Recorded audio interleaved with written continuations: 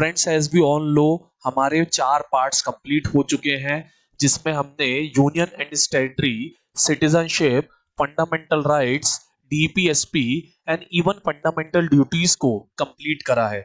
अब फ्रेंड्स आज से हमें पार्ट 5 स्टार्ट करना है, जो कि देखिए कितना बड़ा है। आर्टिकल 52 टू 151, यानी अबाउट इसमें कितने आर्टिकल्स है फ्रेंड? 100 आर्टिकल्स है। आप कहोगे सर ओ माय गॉड, 395 में से 100 आर्टिकल्स इस अकेले पार्ट में है, मतलब कहीं ना कहीं ये कॉन्स्टिट्यूशन का सबसे इंपॉर्टेंट पार्ट हो सकता है। और डेफिनेटली फ्रेंड्स, सबसे ज्यादा क्वेश्चन मैं अगर आपको बात करूं कॉन्स्टिट्यूशन में, तो जिस पार्ट से पूछे जाते हैं वो कोई और नहीं है, वो पार्ट 5 है। और पार्ट 5 क्यों इतना इंपॉर्टेंट है समझिएगा फ्रेंड्स। मैंने जब कॉन्स्टिट्यूशन की आपको डेफिनेशन पढ़ाई थी, तब मैंने आपको बताया था कि किसी भी देश को अगर अपना गवर्नेंस अच्छे से करना है, अपने सिटीजन्स को पूरी फैसिलिटीज अवेलेबल कराना है, तो उसको 3 ऑर्गन्स की जरूरत होती है, जिनके नाम है लेजिस्लेचर, एग्जीक्यूटिव और जुडिशरी। ये तीनों क्या होते हैं मैंने वहां पर एक्सप्लेन करा था शॉर्ट में, पर यहां पर हमें लेजिस्लेचर, एग्जीक्यूटिव और जुडिशरी, इनके अंदर भी जो क्या कहते हैं ऑफिसर्स होते हैं, जो काम करते हैं, उनके बारे में हमें एक एक करके डिटेल में समझना है। तो legislature as you all know कानून बनाने का काम करता है, जिसके अंतर्गत Lok Sabha, Rajya Sabha and even president भी आता है। कैसे आता है ये हम तब समझेंगे जब हम लेजिस्लेचर पढ़ेंगे। नेक्स्ट अगर हम बात करें एग्जीक्यूटिव, जो कानून बना दिए जाते हैं लेजिस्लेचर के द्वारा, उनको इंप्लीमेंट कराने का काम करता है। भाई स्वच्छ भारत अभियान, SC/ST एक्ट, या फिर अगर हम बात करें कोई भी लॉ जब बन जाएगा, तो उसको इंप्लीमेंट यानी फॉलो कौन करवाएगा? डेफिनेटली हमारे प्रेसिडेंट करवाएंगे। तो हमारे प्रेसिडेंट और वाइस प्रेसिडेंट जो है करवाएंगे। और ये तो मेन तौर पे बस क्या है, नाम मात्र का काम करते हैं। असली में कौन करेगा? प्राइम मिनिस्टर और उनकी काउंसिल ऑफ मिनिस्टर जो है वो करेगी। तो समझिएगा, प्रेसिडेंट और वाइस प्रेसिडेंट का नाम रहेगा, और प्राइम मिनिस्टर और उनकी COM, काउंसिल ऑफ मिनिस्टर का काम रहेगा। समझ नहीं आया सर? तो यही तो फ्रेंड्स हमको आने वाले लेक्चर्स में डिटेल में समझना है। अगर आप अभी से समझ जाएंगे तो फिर आगे कुछ पढ़ना ही नहीं पड़ेगा। और प्राइम मिनिस्टर जब काम कर रहे हैं, तब अगर वो कुछ गलती कर दे, फॉर एग्जाम्पल अभी लेटेस्ट में नेशनल एजुकेशन पॉलिसी आई है, जिसमें उन्होंने एक 3 लैंग्वेज फॉर्मूला या मदर टंग की बात करी है, जिसपे कहीं ना कहीं लोगों को कुछ लोगों को थोड़ा थोड़ा ऐतराज है। तो वो लोग प्राइम मिनिस्टर पर क्या कर सकते हैं, प्रेसिडेंट पर क्या कर सकते हैं, केस कर सकते हैं। तो प्रेसिडेंट कहेगा कि मैं तो इम्यून हूं भाई, मैंने जो करा है वो प्राइम मिनिस्टर के कहने पे करा है, तो मुझे मत पकड़िए, प्राइम मिनिस्टर को पकड़िए। और प्राइम मिनिस्टर कहेंगे कि मुझे पकड़िए, कोई दिक्कत की बात नहीं है, but the thing is I don't have the time to attend the judicial proceedings in our country, so I have appointed a attorney general for these type of works। तो प्राइम मिनिस्टर और उनकी council of ministers पर कभी भी कोई question करा जाता है, तो उस क्वेश्चन को आंसर करने का कोर्ट में काम कौन करता है? अटॉर्नी जनरल के वेणुगोपाल जी करते हैं, जिनके बारे में भी हम आगे उनके आर्टिकल में पढ़ेंगे। सो जो लेजिस्लेचर होता है हमारा, वो हमारे कॉन्स्टिट्यूशन में आर्टिकल 79 से 122 में दिया है। जो एग्जीक्यूटिव होता है हमारा, वो आर्टिकल 52 से 78 में दिया है। और जो जुडिशरी होती है हमारे यहाँ की, उसकी अगर हम बात करें तो वो आर्टिकल 124 से 147 में दी गई है। और इसके भी अलावा एक और पार्ट होता है यूनियन का, एक और हिस्सा होता है जिसको हम बोलते हैं CAG, जिसके आर्टिकल होते हैं 148 टू 151। तो अगर हम सेंट्रल लेवल पे बात करें, तो ये चारों मिलकर क्या करते हैं, सेंट्रल लेवल का जो पूरा स्ट्रक्चर है, जो यूनियन है, उसको फॉर्म करते हैं।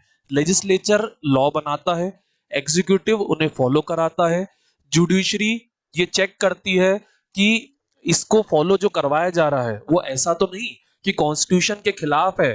क्योंकि जो हमारी जुडिशरी है वो क्या कहलाती है, वो कस्टोडियन ऑफ कॉन्स्टिट्यूशन कहलाती है। तो उसका ये काम है देखना कि लॉ जो बने हैं और लॉ जो फॉलो कराए जा रहे हैं, वो दोनों कॉन्स्टिट्यूशन के अगेंस्ट तो नहीं। और चौथा आता है CAG, जिसको मैं अभी डिटेल में नहीं एक्सप्लेन करूंगा, सिर्फ एक वर्ड में आपको समझा देता हूं, मुंशी।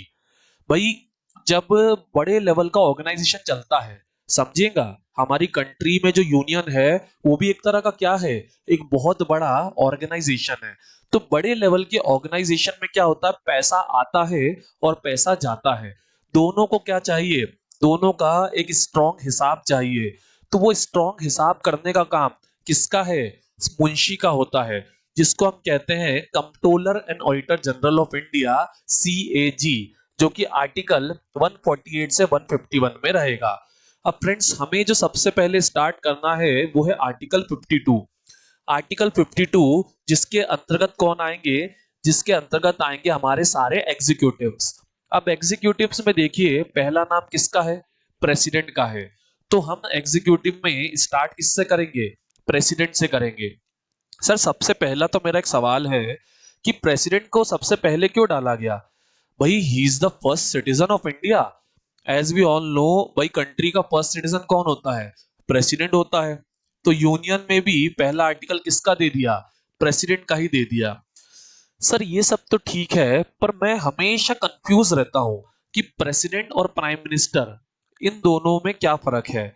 आखिर अगर मैं बात करूं, प्रेसिडेंट बड़ा होता है कि प्राइम मिनिस्टर बड़ा होता है, और अगर जैसे प्राइम मिनिस्टर बड़ा होता है तो प्रेसिडेंट होता ही क्यों है, क्योंकि जो प्राइम मिनिस्टर है वो सारा काम कर रहा है, प्राइम मिनिस्टर गवर्नमेंट चला रहा है, प्राइम मिनिस्टर मिनिस्टर्स को चला रहे हैं, वगैरह वगैरह, प्राइम मिनिस्टर सारे टास्क अच्छे से अकम्प्लिश कर रहे हैं। So what is the need of having a president in India. तो समझेंगे फ्रेंड्स, हमारा जो कॉन्स्टिट्यूशन है वो बहुत ज्यादा इंस्पायर्ड है किससे, ब्रिटिश कॉन्स्टिट्यूशन से। और ब्रिटिश कॉन्स्टिट्यूशन की तरह हमने क्या अपनाई है, पार्लियामेंट्री फॉर्म ऑफ गवर्नमेंट अपनाई है। अब जो पार्लियामेंट्री फॉर्म ऑफ गवर्नमेंट होती है उसमें सबसे सारा पावर किसके हाथ में होती है, पार्लियामेंट के हाथ में होती है। पार्लियामेंट में भी अगर हम बात करें फ्रेंड्स, तो हम खुद किसको इलेक्ट करते हैं, लोकसभा को इलेक्ट करते हैं। और लोकसभा अपना मेजोरिटी लीडर किसको बनाती है, प्राइम मिनिस्टर को बनाती है। देखिए मोदी जी इस तरह हाथ हिला रहे हैं, क्योंकि वो क्या है, क्योंकि वो लोकसभा के द्वारा चुने गए हैं। He is the leader of the majority party in our country. तो फिर ये प्रेसिडेंट क्यों होता है सर, और बड़ा कंफ्यूजन होता है, किताबों में लिखा होता है कि जो प्रेसिडेंट है ये हेड ऑफ द स्टेट है, लेकिन ये टाइटुलर या कॉन्स्टिट्यूशनल या नाम मात्र का हेड है। सारी रियल पावर्स जो है वो काउंसिल ऑफ मिनिस्टर्स में और उसके हेड PM में है, इसलिए वो रियल हेड होता है। सर ये क्या होता है, कुछ समझ नहीं आता। तो समझिएगा फ्रेंड्स, एक्चुअली अगर हम बात करें तो जो प्रेसिडेंट है वो हमारे यहाँ होता ही क्यों है, वो इंग्लैंड के राजा की तरह है, ब्रिटेन के राजा की तरह है। ब्रिटेन में पहले पूरा राजा के हाथ में पावर होती थी, पर बाद में वहां पर कई सारे रेवोल्यूशंस हुए। 1668 का ग्लोरियस रेवोल्यूशन इसमें सबसे फेमस है, यार चेक कर लीजिएगा एक बार, मैं हिस्ट्री नहीं पढ़ाता हूं। तो ग्लोरियस रेवोल्यूशन के बाद हुआ ये कि वहां पर पार्लियामेंट बन गई। बट पार्लियामेंट के बनने के बाद भी जो प्रेसिडेंट है उसका पोस्ट डिसकंटिन्यू नहीं करा गया। राजा जो है वहां का, उसे क्या बना दिया गया, प्रेसिडेंट बना दिया गया। हमारे इंडिया ने भी उसको क्या करा है, कॉपी करा है। और कॉपी करके प्रेसिडेंट को क्या दिया है, हेड ऑफ स्टेट, यानी एक तरह से राजा का पोजीशन जो है दिया है। बट इसको अगर हम बात करें तो पावर्स नहीं दी गई है। और इसी तरह से ब्रिटेन में भी प्रेजेंटली राजा के पास पावर्स नहीं होती है। पर हम दोनों में एक फर्क है जो मैं आपको प्रियम्बल के टाइम समझा चुका हूं, कि इंडिया क्या है, रिपब्लिक है। क्योंकि हमारे यहाँ हेड ऑफ स्टेट क्या होता है, इलेक्टेड होता है। तो हमारे यहाँ हेड ऑफ स्टेट यानी प्रेसिडेंट इलेक्टेड है, और प्राइम मिनिस्टर यानी हेड ऑफ गवर्नमेंट भी इलेक्टेड है। पर as we all know, prime minister ज्यादा पावरफुल होता है। तो ऐसा क्यों होता है, तो समझिएगा फ्रेंड्स, ऐसा इसलिए होता है कि अगर हम दोनों की बात करें तो प्रेसिडेंट का इलेक्शन अभी आप समझेंगे वो कैसा होता है, इनडायरेक्ट होता है। और प्राइम मिनिस्टर का इलेक्शन कैसा होता है, डायरेक्ट होता है। भाई प्राइम मिनिस्टर को हम लोग लोकसभा के लिए डायरेक्टली चुनते हैं, और जो प्रेसिडेंट है उसको अगर हम बात करें तो लोकसभा, राज्यसभा और विधानसभा वगैरह चुनती है। तो कहीं ना कहीं ये क्या है, इनडायरेक्ट है। तो इनडायरेक्ट इलेक्शन होने के कारण ये कहा जाता है कि भले ही ये फर्स्ट सिटीजन है, बट उसके बावजूद क्योंकि ये इनडायरेक्ट इलेक्ट हुआ है, इसे जनता ने यानी आपने डायरेक्ट नहीं चुना है, इसलिए इसके पास पावर प्राइम मिनिस्टर से क्या रहेगी, कम रहेगी। बट सर मेरे माइंड में क्वेश्चन है कि आखिर प्रेसिडेंट का नीड ही क्या है? अगर ये प्रेसिडेंट नहीं भी होता तो क्या प्रॉब्लम रहती? सारी काम तो प्राइम मिनिस्टर ही करते हैं। तो समझेंगे फ्रेंड्स, प्रेसिडेंट की नीड क्या है। भाई मान लीजिए हमारी कंट्री में इलेक्शंस हो रहे हैं, मैं इसके लिए आपको बेस्ट एग्जांपल देता हूं 1996 का इलेक्शन। 1996 के जो इलेक्शंस थे उसमें अगर मैं बात करूं तो जो पार्टीज थी उनमें सबसे ज्यादा वोट जो है बीजेपी को मिले थे। पर एज वी ऑल नो, हमारे यहाँ कितनी सीटें होती हैं लोकसभा में? 545 सीटें होती हैं। और 545 सीटों में अगर हम बात करें तो जादुई आंकड़े तक पहुंचना होता है, जो कि होता है 272। तो ये जो 272 का जादुई आंकड़ा है, इस आंकड़े तक 1996 इलेक्शन में कोई भी पार्टी जो है नहीं पहुंच पाई, जिसके कारण उस समय के प्रेसिडेंट, देन प्रेसिडेंट, उस समय जो प्रेसिडेंट थे, एक सेकेंड, शंकर दयाल शर्मा जी, उस समय के जो प्रेसिडेंट थे शंकर दयाल शर्मा जी, उन्हें एक व्यक्ति को बुलाना था। अब 1996 तक अगर मैं बात करूं तो सारे के सारे इलेक्शंस जो है उसमें पार्टी किसकी बनी थी? कांग्रेस की ही बनी थी। तो वही माना जा रहा था कि भले ही लोकसभा में सीटें जो हैं वो बीजेपी के पास क्या कहते हैं 161 है और कांग्रेस के पास 140 है, फिर भी शंकर दयाल शर्मा जी जो उस समय के प्रेसिडेंट थे वो कांग्रेस को ही बुलाएंगे और कहेंगे आप पार्टी बनाने की कोशिश करिए, आप पार्टी क्या सॉरी आप जो है सरकार बनाने की कोशिश करिए। बट उन्होंने किसको बुलाया आप ये जानते ही हैं, उन्होंने अटल जी को, अटल बिहारी वाजपेयी जी को बुला लिया, जिससे अटल जी खुद हैरान रह गए। सो ये प्रेसिडेंट का पावर होता है कि अगर कोई क्लैरिटी नहीं है, जनता ने किसी भी पार्टी को मेजोरिटी नहीं दी है, सो ऐसी कंडीशन में जनता का डिसीजन जो है उसकी तरफ से डिसाइड करने की या लोकतंत्र के, डेमोक्रेसी के प्रोटेक्शन की पावर सीधे सीधे प्रेसिडेंट के हाथ में आ जाती है। बट ये लोकतंत्र है। अटल जी को भी एक काम दिया गया था कि अगले कुछ दिनों में आपको फ्लोर टेस्ट कराना होगा, यानी सदन के पटल पर आपको ये साबित करना होगा कि लोकसभा में कम से कम 272 लोग आपका साथ दे रहे हैं। और एज वी ऑल नो ऐसा हो नहीं पाया, जिसके कारण एक जुमला जो है चल पड़ा तब से, 13 दिन की सरकार या 13 दिन के प्रधानमंत्री। 13 दिन के प्रधानमंत्री बने थे हमारे अटल बिहारी वाजपेयी जी, क्योंकि वो फ्लोर टेस्ट में हार गए थे। वो से हुआ ही नहीं था, उन्होंने पहले ही हार डिक्लेयर कर दी थी, क्योंकि उन्हें पता था कि मैं फ्लोर टेस्ट पास नहीं कर पाऊंगा। तो ये प्रेसिडेंट का पावर होता है। इस तरह से हमें जो हमारा कॉन्स्टिट्यूशन है उसको प्रोटेक्ट, प्रिजर्व और डिफेंड, कि मैंने क्या कहा वापस से सुनिए, जो हमारा कॉन्स्टिट्यूशन है उसको प्रोटेक्ट, प्रिजर्व और डिफेंड, ये तीनों काम करने की जिम्मेदारी किसकी होती है? प्रेसिडेंट की होती है। एंड जैसा एज आई टोल्ड यू कि जब मेजोरिटी ना हो तब कौन सी पार्टी, किसी पार्टी को सरकार बनाने का मौका देने की पावर भी किसकी होती है? प्रेसिडेंट की होती है। इसीलिए ये प्रेसिडेंट का पोस्ट क्या है, बहुत ज्यादा इंपॉर्टेंट है। Now let's continue. अब इसीलिए प्रेसिडेंट को क्या करे गए हैं, उसके कई सारे आर्टिकल्स दिए हैं। अब सबसे पहला आर्टिकल है फ्रेंड्स आर्टिकल 52, जो कि कहता है there shall be a president of India. अब रट्टा बिल्कुल नहीं मारना है, समझिएगा भाई। अगर कोई बड़ा पोस्ट है जिसके पास बहुत सारी पावर्स हैं, तो ऐसे पोस्टों को कॉन्स्टिट्यूशन में स्पेशली मेंशन किया जाता है और बताया जाता है कि भाई देश में ऐसा एक पोस्ट होगा और कोई भी गवर्नमेंट आ जाए वो उसको इस पोस्ट पे एक व्यक्ति को बिठाना ही पड़ेगा। भाई रामनाथ कोविंद जी को भी किसने बिठाया है? हमारे मोदी जी ने ही तो बिठाया है कि रामनाथ कोविंद जी आइए इंडिया के प्रेसिडेंट बन जाइए। ठीक है, नेक्स्ट आते हैं आर्टिकल 53। अब as I explained you, president के पास पावर्स नहीं होती हैं, पर ये क्लियर कैसे होगा? तो इसके लिए भी क्या करा गया, हमारे कॉन्स्टिट्यूशन में ही आर्टिकल डाला गया, आर्टिकल 53, जिसमें प्रेसिडेंट की क्या है, एग्जीक्यूटिव पावर्स है। ये कहता है, ध्यान से सुनिएगा, all the executive powers of the union will be vested in the president. सारी एग्जीक्यूटिव पावर्स जो हैं वो प्रेसिडेंट के पास होगी। मतलब प्रधानमंत्री के पास कोई शक्ति नहीं होगी, सारी शक्तियां किसके पास होंगी? प्रेसिडेंट के पास होंगी। मतलब प्रेसिडेंट ज्यादा शक्तिशाली है? नहीं, ऐसा नहीं है। आगे पढ़िए। But the president can exercise this powers either directly or through officer subordinate to him. समझिएगा, यहां सारा पेज छुपा है कि प्रेसिडेंट लेकिन इन पावर्स को अपने सबऑर्डिनेट ऑफिसर्स के माध्यम से क्या करेगा? यूटिलाइज करेगा। और ये सब ऑर्डिनेट ऑफिसर्स कोई नहीं है, ये काउंसिल ऑफ मिनिस्टर्स हैं। राजनाथ सिंह, भाई स्मृति ईरानी, अमित शाह वगैरह, जिनका हेड कौन है? जिनके हेड जो है स्वयं पीएम है। तो सारा नाम जो है किसका रहेगा? सारा नाम प्रेसिडेंट का रहेगा, पर सारी पावर जो है वो किसके पास रहेगी? प्राइम मिनिस्टर के पास रहेगी। सारे डिसीजन किसके नाम पे लिए जाएंगे? प्रेसिडेंट के नाम पे लिए जाएंगे, पर सारे डिसीजन लेगा कौन? प्राइम मिनिस्टर लेगा। सर, नाम प्रेसिडेंट के नाम पे लिए जाएंगे मतलब कि अगर कोई भी डील हो रही है, ट्रीटी हो रही है, कोई भी समझौता हो रहा है, तो हस्ताक्षर प्रेसिडेंट का होगा, पर उसको करना है कि नहीं करना है, ये डिसीजन प्राइम मिनिस्टर का होगा। सर, ऐसा क्यों?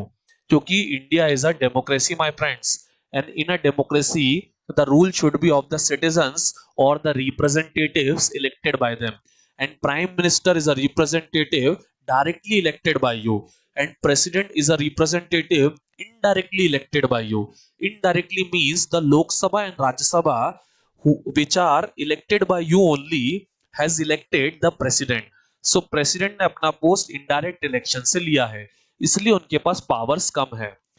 अब एक क्वेश्चन माइंड में उठता है, सर इनडायरेक्ट इलेक्शन से लिया है। देखिए, बहुत अच्छा सीक्वेंस है, आपको कुछ याद नहीं करना है, स्टोरी जहां अटकेगी उसका जवाब ही अगले आर्टिकल में आएगा। सर, इनडायरेक्ट इलेक्शन से प्रेसिडेंट इलेक्ट हुआ है, but I have a question, who are the ones selecting the president? अब इसमें लोग बहुत कंफ्यूज होते हैं।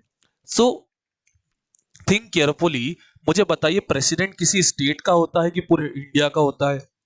और प्रेसिडेंट की जो पावर्स है वो केवल किसी स्टेट को इफेक्ट करती है कि यूनियन को भी इफेक्ट कर, वो केवल कंट्री को इफेक्ट करती है, मतलब सेंट्रल लेवल पे इफेक्ट करती है कि स्टेट लेवल पे भी इफेक्ट करती है?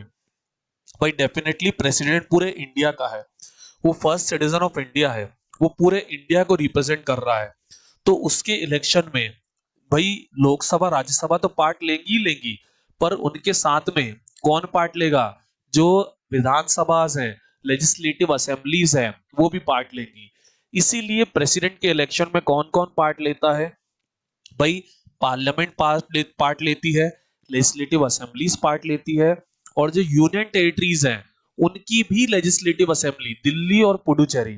अब आप कश्मीर के बारे में सोच रहे हैं, पर उसके लिए कॉन्स्टिट्यूशन में चेंजेस अभी करना बाकी है। जब चेंजेस हो जाएंगे तो legislative assembly of union territories of Delhi, Puducherry and Kashmir हो जाएगा। ठीक है? हाँ जी। तो जितनी भी लेजिस्लेटिव असेंबलीज है और पार्लियामेंट है, वो सब इसमें पार्ट लेती है। ओवरऑल स्टेट और यूनियन पे दोनों पे जो लेजिस्लेचर है वो पार्ट लेता है। बट यहाँ पे एक बड़ा कंफ्यूजन आता है जब ये कहते हैं कि नॉमिनेटेड मेंबर्स जो होते हैं वो पार्ट नहीं लेते। आप ध्यान से देखिए, यहाँ पे क्या लिखा है? तीनों जगह इलेक्टेड लिखा है, और नीचे क्या लिखा है? नॉमिनेटेड लिखा है। अब इसका क्या मतलब है और ऐसा क्यों? समझेंगे फ्रेंड्स, हम आगे के आर्टिकल्स में पढ़ेंगे कि जो प्रेसिडेंट रहता है वो राज्यसभा में 12 मेंबर्स क्या करता है? नॉमिनेट करता है। अब ये जो 12 मेंबर्स राज्यसभा में नॉमिनेट किए जा रहे हैं, ये कौन कर रहा है? प्रेसिडेंट कर रहा है।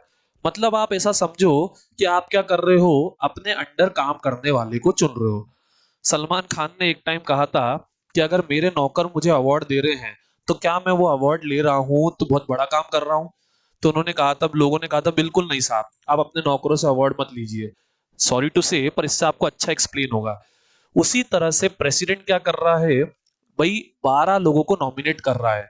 ये लोग कौन है? ये एमसी मैरी कॉम, या फिर अगर हम बात करें हमारे पूर्व सुप्रीम कोर्ट जज, नाम में शायद ध्यान नहीं आ रहा मुझे, हाँ छोड़ो, हमारे पूर्व सुप्रीम कोर्ट जज जो अभी भी क्या है? सुप्रीम कोर्ट के चीफ जस्टिस, जो अभी भी क्या है? बकायदा नॉमिनेटेड मेंबर हैं, रंजन गोगोई। तो नॉमिनेटेड मेंबर रंजन गोगोई और मैरी कॉम, इनको किसने चुना है? एमसी मैरी कॉम, बॉक्सर, इनको किसने चुना है? इनको प्रेसिडेंट नहीं चुना है। अब मुझे बताइए, जिनको प्रेसिडेंट खुद चुन रहे हैं, अगर वो प्रेसिडेंट के इलेक्शन में पार्ट लें तो क्या ये अच्छी बात है? Definitely not. इसीलिए इन्हें क्या करा गया है, इन्हें इलेक्शन से आउट रखा गया है। तो देखिए डायग्राम में लोकसभा, राज्यसभा और लेजिस्लेटिव असेंबलीज तीनों पार्ट लेंगी, पर नॉमिनेटेड मेंबर्स पार्ट नहीं लेंगे। इससे बहुत अच्छे अच्छे ऑब्जेक्टिव क्वेश्चंस जो हैं वो बनते हैं। नेक्स्ट आते हैं फ्रेंड्स आर्टिकल 55। अब 54 में तो हमने ये डिसाइड करा कि कौन कौन इलेक्ट करेगा, but there should be a question in your mind, कौन कौन इलेक्ट करेगा ठीक है, बट सर इलेक्शन होगा कैसे? What will be the procedure of the election?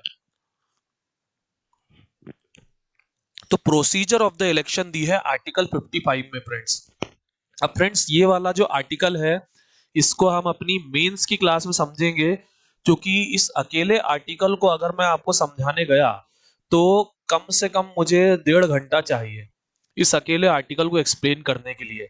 And as you all know, अभी हम अपना प्री लेवल का क्लासेस कर रहे हैं, सो इसलिए क्या कहते हैं, मैं इसको आपको एक्सप्लेन नहीं करूंगा।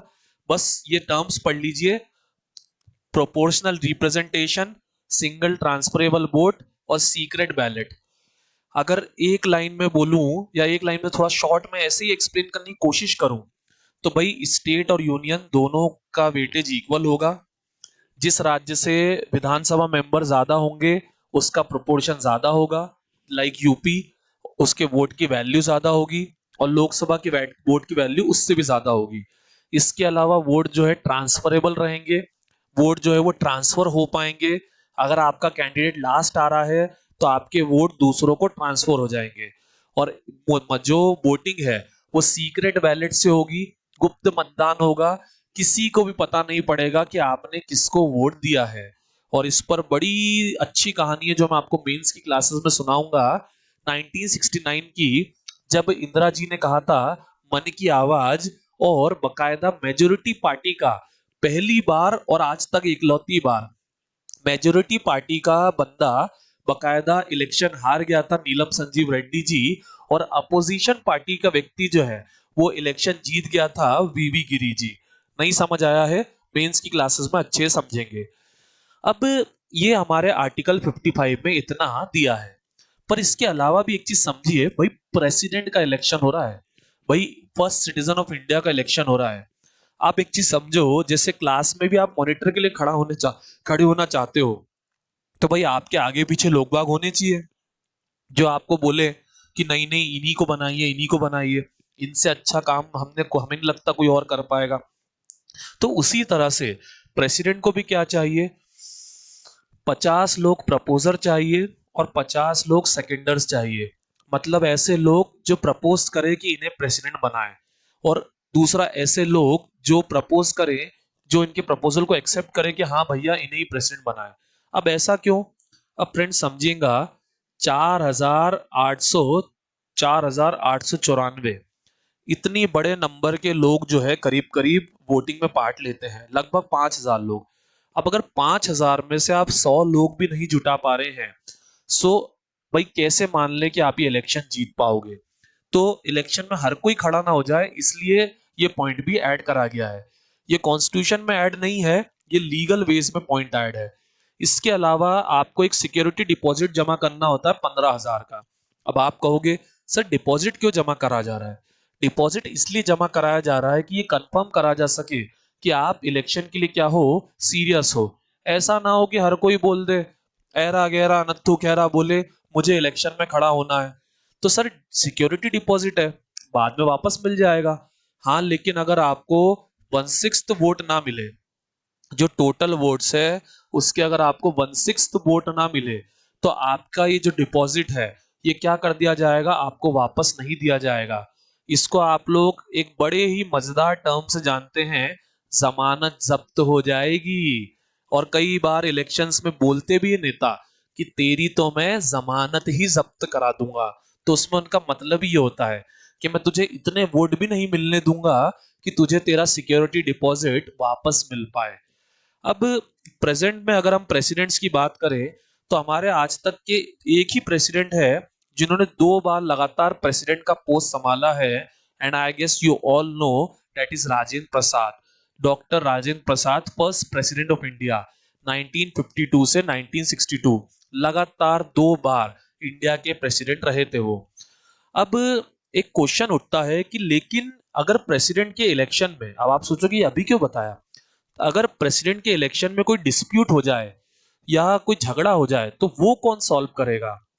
सो let me tell you, supreme court के पास ये पावर है कि अगर प्रेसिडेंट के इलेक्शन में किसी भी तरह का कोई झगड़ा हो जाए तो वो उसको क्या करेगा, रेक्टिफाई करेगा और उसमें सही गलत का डिसीजन देगा।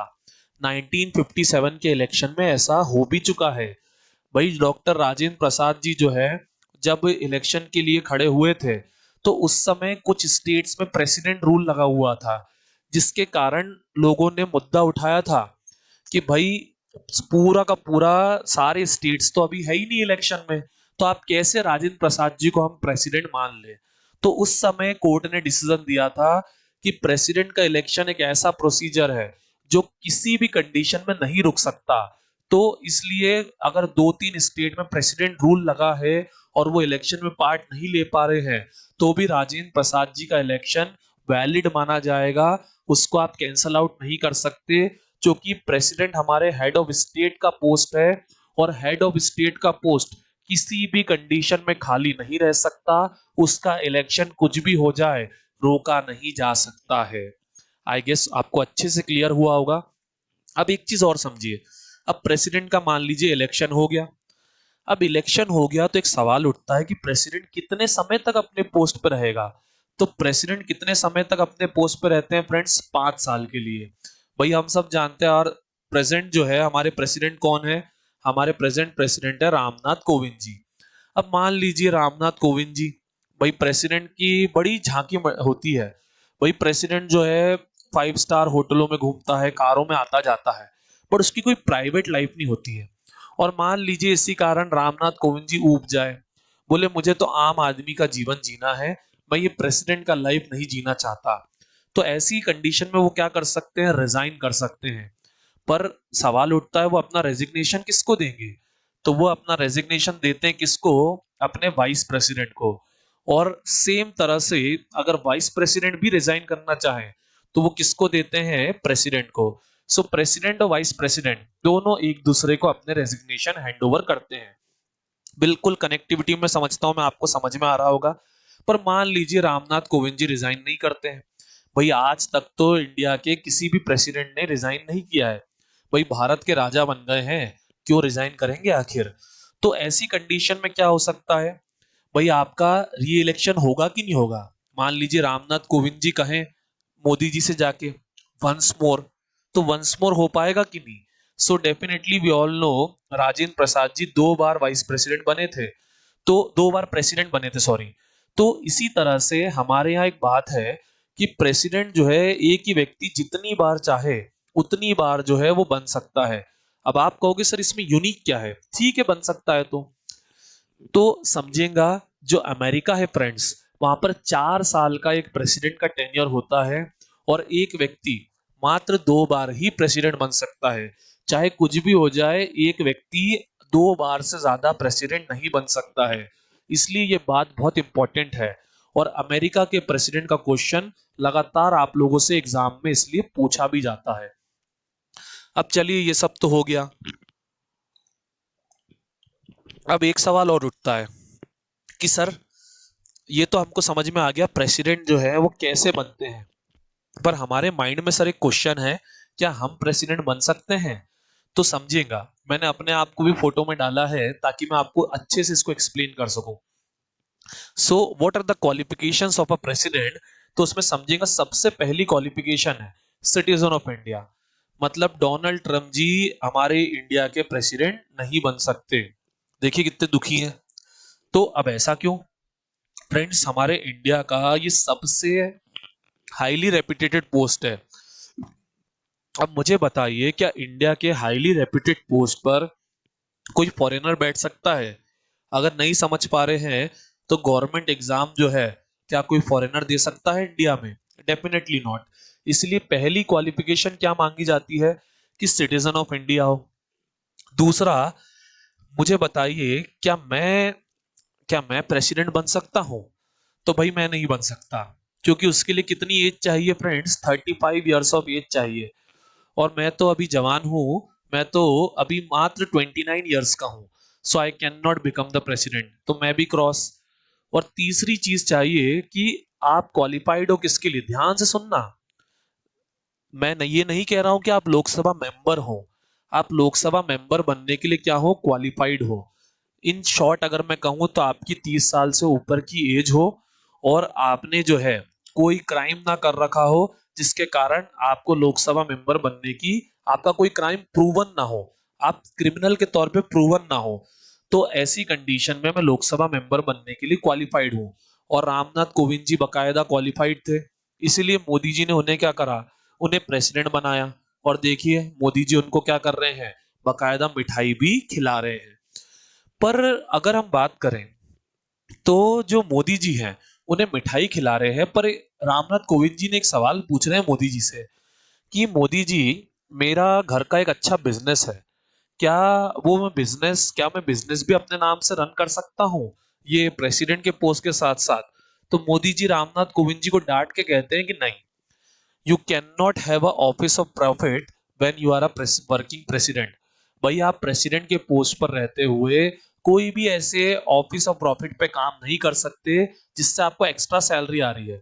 समझिएगा, जैसे अंबानी जी कोई काम कराना चाहते हैं प्रेसिडेंट से, और वो उन्हें डायरेक्ट रिश्वत देने की जगह ये कह रहे हैं कि आप हमारा काम कर दीजिए, हम आपको अपनी कंपनी में डायरेक्टर बना देंगे, और आपकी सैलरी भी जो है 10 लाख रुपए पर मंथ जो है वो कर देंगे। तो ये एक तरह का, मुझे बताइए, करप्शन हुआ कि नहीं? डेफिनेटली ये भी एक तरह का क्या है, करप्शन है। तो इसलिए जितने भी बड़े गवर्नमेंट पोस्ट होते हैं उनमें या गवर्नमेंट पोस्ट में ये साफ मेंशन्ड होता है कि यू कैन नॉट, जब तक आप एक गवर्नमेंट सर्वेंट की तरह वर्क कर रहे हैं, till then you can not have an office of profit. आपको कोई भी, आप ऐसा काम नहीं कर सकते जिससे आपको एक्स्ट्रा सैलरी जो है वो आ रही है।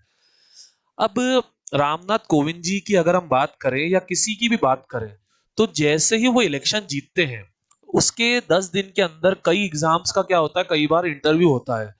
तो इंटरव्यू का एक बड़ा जोरदार क्वेश्चन होता है कि अभी 4 दिन पहले इलेक्शंस में भाई फलाना व्यक्ति रामनाथ कोविंद जी सपोज इलेक्शन जीत गए हैं, तो मुझे बताइए अभी हमारे इंडिया का प्रेसिडेंट कौन है। और उस समय आपको रामनाथ कोविंद जी जवाब नहीं देना होता है, प्रणब मुखर्जी जवाब देना होता है। समझ नहीं पा रहे क्या कह रहा हूं?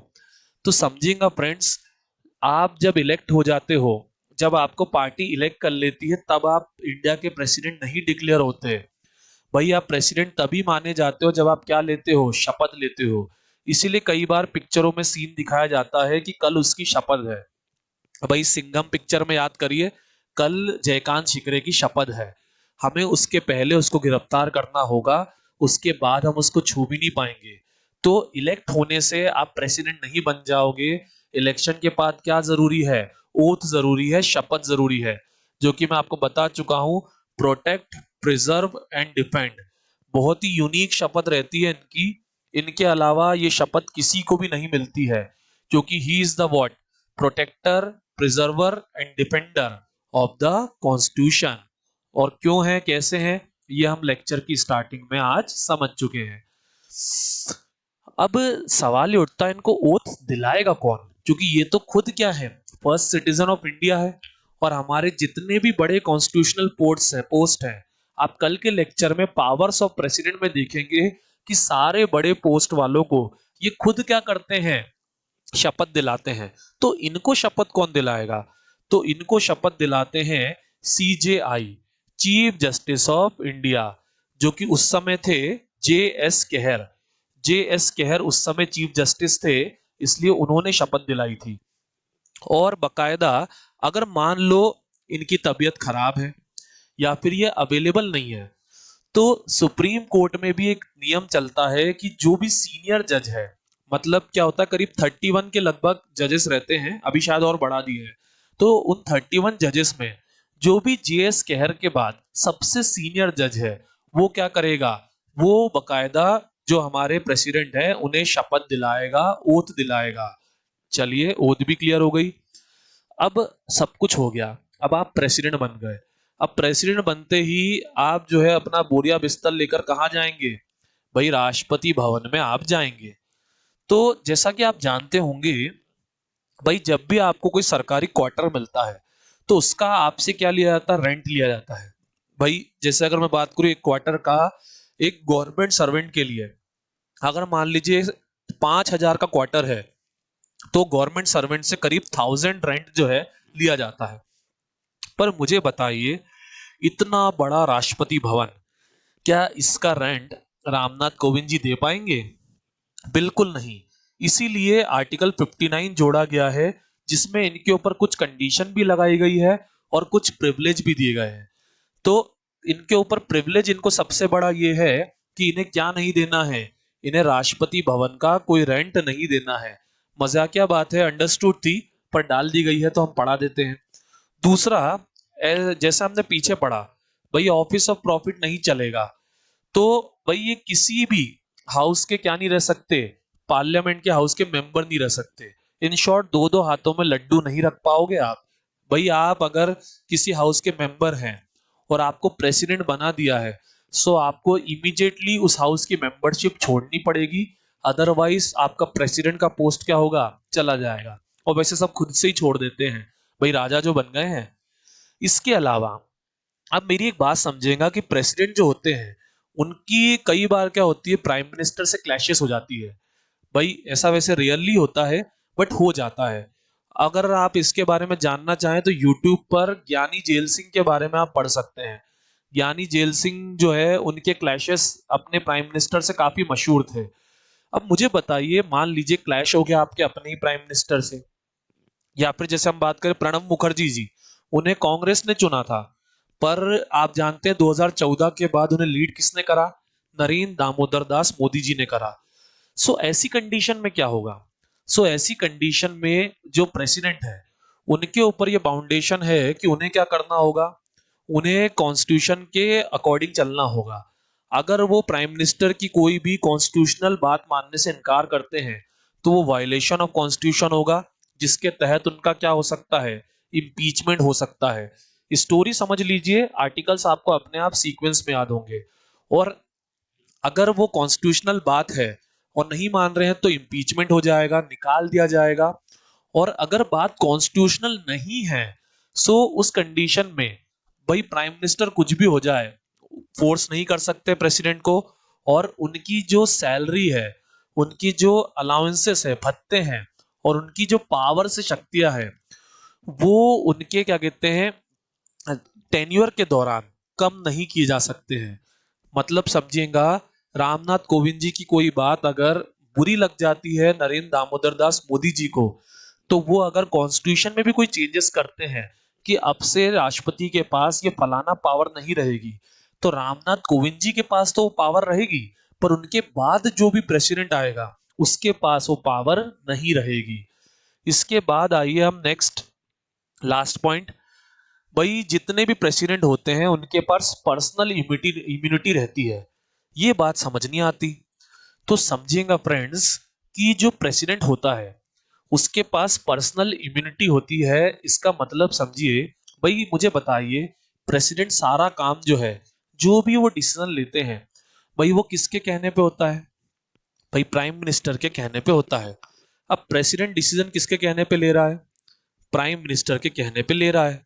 अब जब डिसीजन प्राइम मिनिस्टर के कहने पे लिया गया है, तो मुझे बताइए, दोषी कौन होगा, प्रेसिडेंट की प्राइम मिनिस्टर? डेफिनेटली प्रेसिडेंट ही क्या होगा, दोषी नहीं होगा, प्राइम मिनिस्टर दोषी होगा। सो इसीलिए प्रेसिडेंट को क्या दी गई है? उनके जितने भी ऑफिशियल एक्ट्स हैं उन सबके लिए उन्हें क्या दी गई है? इम्यूनिटी दी गई है, जिसको हम डिटेल में अपनी मेंस की क्लासेस में समझेंगे। उसमें हम इसी इम्यूनिटी को बहुत डिटेल में पढ़ते हैं। चलिए आगे बढ़ते हैं। अब लास्ट होता है इम्पीचमेंट ऑफ प्रेसिडेंट, कि क्या president first citizen of India को हटाया जा सकता है? डेफिनेटली फ्रेंड्स, इंडिया एक डेमोक्रेसी है, और डेमोक्रेसी में हर उस व्यक्ति को हटाया जा सकता है जो कॉन्स्टिट्यूशन के या डेमोक्रेसी के क्या हो, अगेंस्ट चला जाए।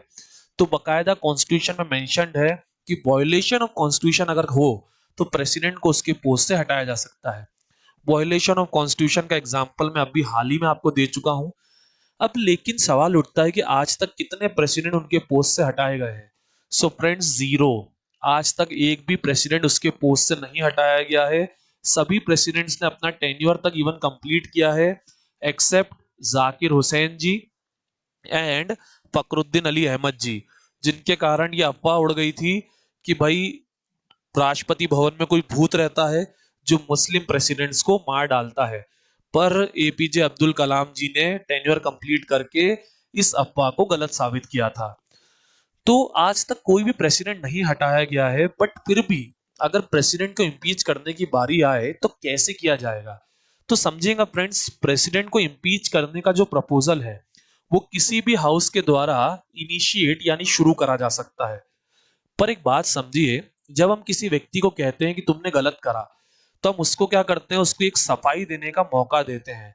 तो उसी तरह से प्रेसिडेंट को भी क्या मिलता है, एक 14 डे का नोटिस मिलता है, जिसके दौरान उन्हें अपने लिए सफाई देने का मौका दिया जाता है। अब एक चीज समझिए, भाई प्रेसिडेंट जैसे रिस्पेक्टेड पोस्ट की हम बात कर रहे हैं। अब इतने रिस्पेक्टेड पोस्ट पे अगर आपको दलीलें देना है पार्लियामेंट में कि इन्हें हटा दिया जाए, नहीं हटा दिया जाए वगैरह, तो कहीं ना कहीं ये इंडिया के लिए क्या है, एक डिसरिस्पेक्टफुल बात है। तो ये अश्योरेंस जरूरी है कि वाकई में प्रेसिडेंट ने कुछ ऐसा करा है जिसके लिए उनको हटाने का जो प्रोसीजर है, इम्पीचमेंट शुरू किया जाना चाहिए।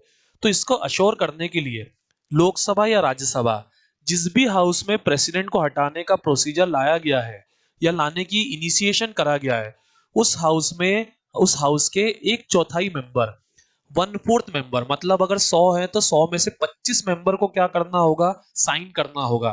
तभी प्रेसिडेंट के ऊपर क्या होगा, वोटिंग चालू होगी और वाद विवाद चालू होंगे और रिजोल्यूशन लाया जाएगा कि इन्हें हटाया जाए कि नहीं हटाया जाए। अब आगे समझिए, भाई प्रेसिडेंट की बात हम कर रहे हैं, जिसे हम protector, preserver, defender of constitution कहते हैं, जो कॉन्स्टिट्यूशनल हेड है। तो इतने बड़े पोस्ट को अगर हटाना है तो कहीं ना कहीं हाउस में क्या होनी चाहिए, एक हाई लेवल मेजोरिटी होनी चाहिए। तो इसके लिए क्या करा गया है कि जिस भी हाउस में ये प्रपोजल लाया गया है, उस हाउस के कम से कम 2/3 मेंबर्स, 2/3 मेंबर जब तक इसको पास नहीं करेंगे तब तक ये प्रपोजल एक्सेप्ट नहीं होगा। अब मैं आपको एक आसान आंकड़ा लेके समझाता हूं ताकि आप ये चीज आसानी से समझ पाए। 4 और 3 दोनों के टेबल में क्या आएगा, 4 और 3 दोनों के टेबल में 12, 120, 360 ले लेते हैं। मान लीजिए 360 जो है, 360 जो है वो नंबर है, 360 थोड़ा नजदीक ले लेते हैं, 480। 480, अब 480 के एक चौथाई कितने हो गए, 120। एग्जैक्ट नंबर नहीं है फ्रेंड्स से, पर आपको समझाने में ये सही रहेगा। तो 120 ये एग्जैक्ट नंबर नहीं है, समझाने के लिए बोल रहा हूं।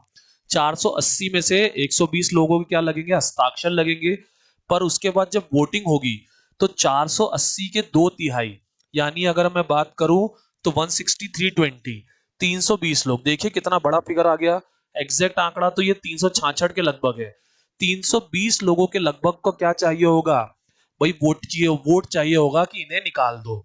और अगर ऐसा लोकसभा या राज्यसभा में से किसी एक हाउस में हो जाता है तो दूसरे हाउस में भी क्या करा जाएगा, जिसे हम इन्वेस्टिगेटिंग हाउस कहते हैं, उसमें भी ये मोशन लाया जाएगा, रिजोल्यूशन लाया जाएगा, ये प्रस्ताव लाया जाएगा। और अगर वहां से भी ये 320 हमारे अनुसार और रियलिटी में 366 अगर पास हो जाता है तो वहां से भी क्या कर दिया जाएगा, हटा दिया जाएगा। अब एग्जैक्टली अपन बात करें तो ऐसा नहीं है भाई, 545 पोस्ट, 545 एक हाउस में मेंबर्स हैं और दूसरे हाउस में अगर हम बात करें तो 200 200 250 के लगभग मेंबर है। मैं टोटल स्ट्रेंथ बोल देता हूं अभी, नहीं तो आप कंफ्यूज हो जाएंगे। भाई 550 मेंबर हैं लोकसभा में और 250 मेंबर हैं राज्यसभा में, ठीक है। तो उनमें से ये बात हो रही है। चलिए आगे बढ़ते हैं। और अगर दोनों हाउसेस में 2/3 मेजोरिटी से ये प्रपोजल पास हो गया तो the president stands removed, president को उनके पोस्ट से हटा दिया जाएगा और उन्हें राष्ट्रपति भवन जो है उससे छोड़कर बकायदा रोते हुए जाना पड़ेगा कि मुझे निकाल दिया। पर आज तक ऐसी नौबत नहीं आई है और आज तक ऐसा कभी नहीं हुआ है। बस हमारे यहाँ एक्टिंग प्रेसिडेंट्स बने हैं और वो भी प्रेसिडेंट की मौत पर।